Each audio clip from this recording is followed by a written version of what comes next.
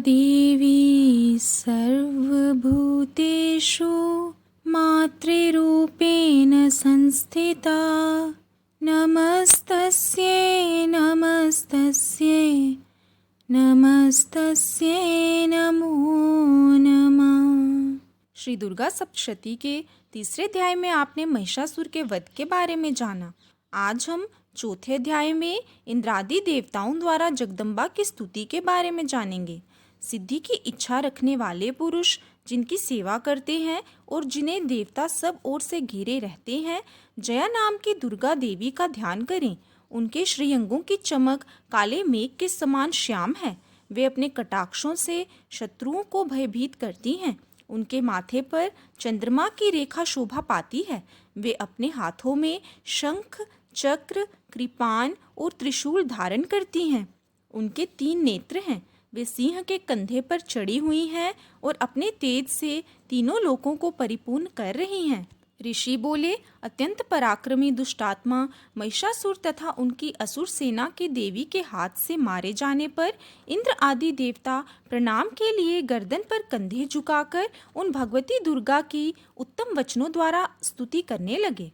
उस समय उनके अंगों में अत्यंत हर्ष के कारण रोमांच हो आया था। देवता बोले, संपूर्ण देवताओं की शक्ति का समुदाय ही जिनका स्वरूप है तथा जो देवी शक्ति से संपूर्ण जगत में व्याप्त है, समस्त देवताओं और महर्षियों की पूजनीय उन जगदम्बा को हम भक्ति पूर्वक नमस्कार करते हैं।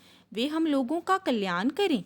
जिनके अनुपम प्रभाव और शक्ति का वर्णन करने का भगवान शेषनाग, ब्रह्मा जी तथा महादेव जी भी सामर्थ्य नहीं रखते, वे भगवती चंडिका संपूर्ण जगत का पालन और अशुभ भय का नाश करने का विचार करें।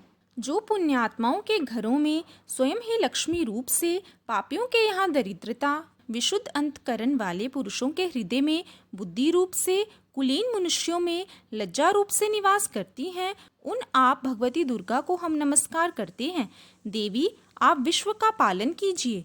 देवी, आपके इस अगम रूप का असुरों को नाश करने वाले महान पराक्रम तथा समस्त देवताओं और दैत्यों के समक्ष युद्ध में प्रकट किए हुए आपके अद्भुत चरित्रों का हम किस प्रकार वर्णन करें। आप संपूर्ण जगत की उत्पत्ति में कारण हैं। आप में सत्व, रज और तम ये तीनों गुण मौजूद हैं, तो भी दो के साथ आपका संसर्ग नहीं जान पाते। आप ही सबका आश्रय स्थान है।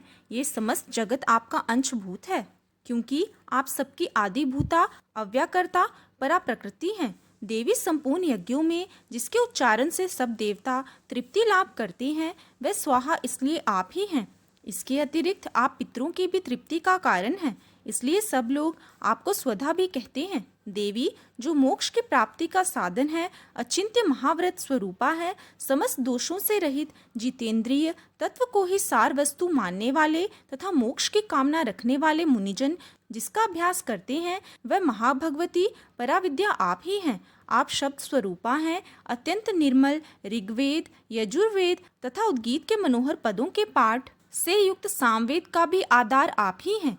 आप देवी, त्रयी और भगवती हैं। इस विश्व की उत्पत्ति एवं पालन के लिए आप ही वार्ता के रूप में प्रकट हुई हैं।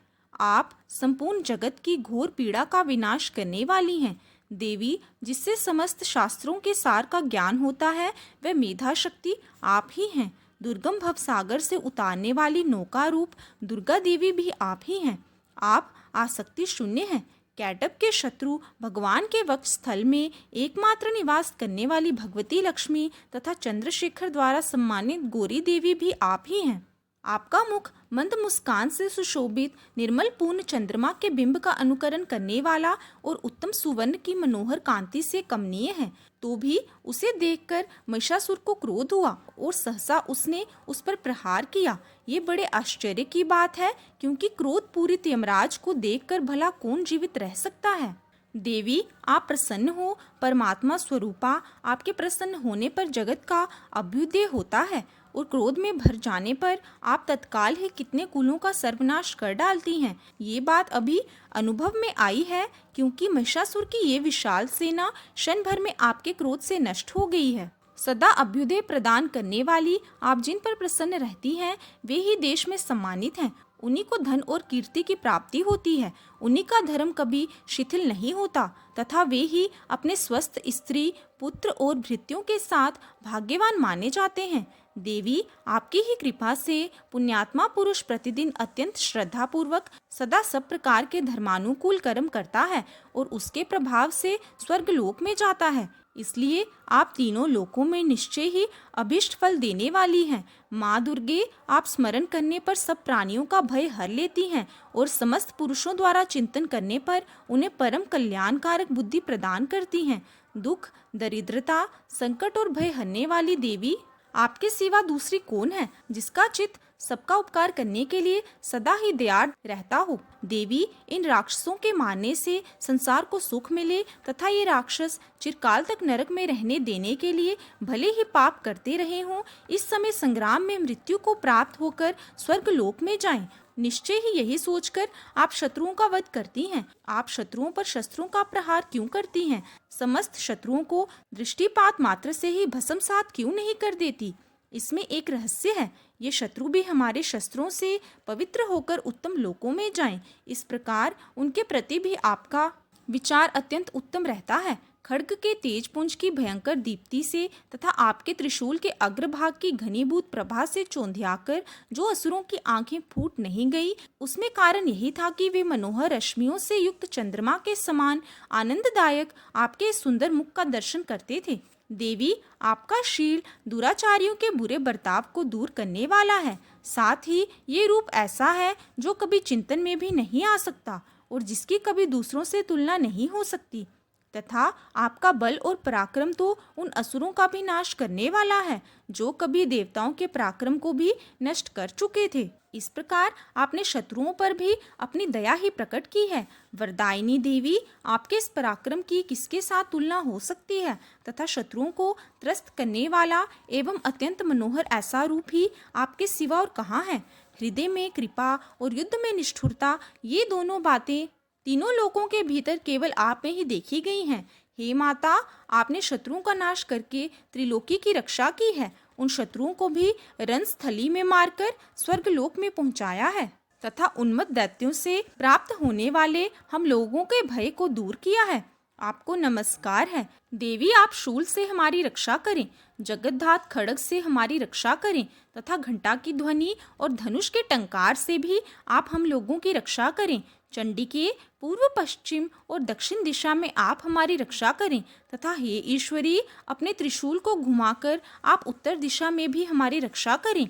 तीनों लोक में आपके जो परम सुंदर एवं अत्यंत भयंकर रूप विचरते रहते हैं, उनके द्वारा भी आप हमारी तथा इस पृथ्वी की रक्षा करें।